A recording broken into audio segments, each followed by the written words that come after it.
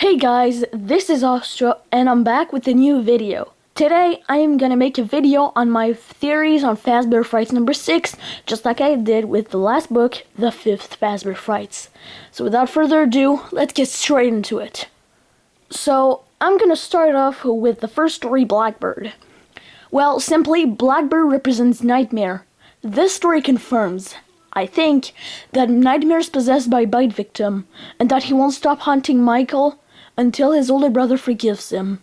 What I mean by this is that Noel thinks that Sam is wearing the Blackbird suit, and will keep haunting Noel until Noel forgives the girl he bullied many years ago. But at the end, I still think that BV continues to torture Michael until the Happiest Day minigame, where BV's spirit is set free. Okay, so for those who are a bit confused, Sam is BV and Noel is Michael, sort of. Also, I noticed that after Sam's death, Noel keeps repeating to himself that it was his fault, though he didn't do anything. This mirrors exactly to Michael's state after the bite of 83. In this story, Noel keeps telling himself that Sam's death was caused by him, even though he didn't do anything. In the games, Michael keeps telling himself the bite wasn't an accident, but it was an accident. I also noticed that Noel, at the beginning, is being pretty much a jerk to Sam, but just like how Michael could be a jerk to BV. The only problem with this theory in this story is the dark secrets mechanic thing on the Blackbird, on the idea for the Blackbird. Tell me in the comments what you think of this. Alright, so let's move on to the real Jake. This story is literally just Jake's backstory. One of the souls possessing the Stitch Wraith. Jake suffers from PNET, a type of brain tumor cancer, and has been suffering it since he was 6. He's been doing chemo to the point where he can't even walk anymore.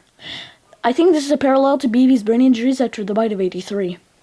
Also, this story shows us what BV does daily after the bite of 83.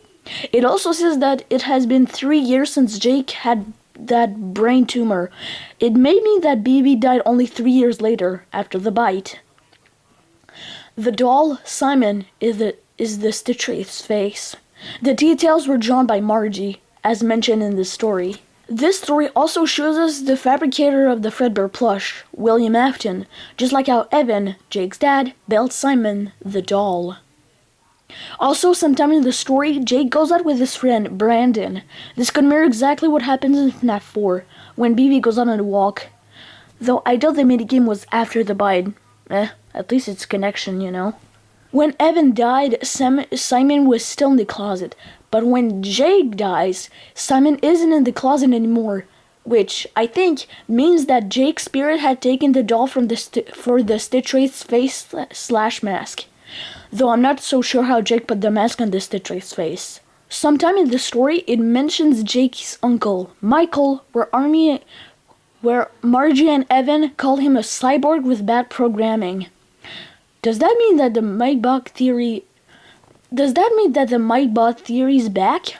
Maybe I'm just overanalyzing this, but I really hope this piece of trash isn't that, cause Step Closer confirmed Michael was the older brother. Alright, let's move on to the third story, Hide and Seek.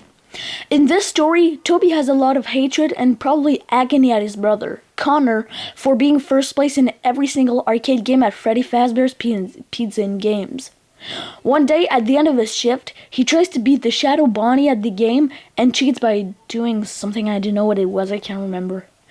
Toby ends up destroying the arcade machine because he lost, which held the game Hide and Seek. That next day, Toby says that when he does something, his shadow is quote-unquote delayed from his actions. He looks in the mirror and his shadow has rabbit ears. It's also mentioned that Toby feels that his back is heavier. Toby thinks it's the shadow of Bonnie from the arcade. Also, Toby thinks it's because the shadow attached itself to him. His family doesn't seem to see the shadow behind Toby, so according to me, it seems that Toby's agony had made the character be a shadow and attach itself to him. Somehow, Reggie, one of the nerdy kids he hangs out with when he's playing games, can see Toby's shadow, but like his original shadow, but darker, since he hadn't looked that close at the shadow. when trying ways to make the shadow disappear by cutting it with a rusted saw, and it hurts. And it hurts. Not just the shadow, but also him. It doesn't work. After he stops torturing his back, Toby can feel the shadow's anger, as described in the book. But I honestly think it's agony. The next day, after eating breakfast, Toby goes to the trash and pukes. It's the shadow doing that. Later that day, he goes to the pool beside his school's gym. He tries to drown the shadow, but it doesn't work because he almost drowns himself. But hopefully someone rescues him. Toby talks to one of his classmates about what is happening to him. She ends up believing Toby and contacts Toby to tell him she's found someone that can help him. The next day, Toby meets the tech guy who was repairing the arcade machine. He talks with the guy and he tells Toby that the Shadow Bonnie had been extracted from the game. What this tells me is that after Toby destroyed the game, Shadow Bonnie became his shadow and wanted to take his revenge on him for destroying the machine. One night, he has a nightmare about Shadow Bonnie beating him. After he wakes up, he feels like the shadow had now become a part of him. At the end, once Toby gives up and admits that the shadow will always win, the shadow disappears and then Toby knows exactly what to do. Toby goes back to the arcade machine and defeats Shadow Bonnie. Then, Shadow Bonnie disappears and goes back inside the game. Okay, this is already a lot of information, but this story outright confirms that the shadows are made of agony. But the Shadow Bonnie we see in the story, while it is the Bonnie from the game, is Toby's agony. Toby's agony is the anger and sadness he feels of not winning at the arcade. And when he realizes that winning at games doesn't matter, he ends up beating Shadow Bonnie. And Toby's released from the pain he experienced for days. I hope you guys really enjoyed this video. If you did, drop a like on this video. Don't forget to subscribe and ring that bell notification so you won't miss any new videos. And to that, I'll have to say, peace!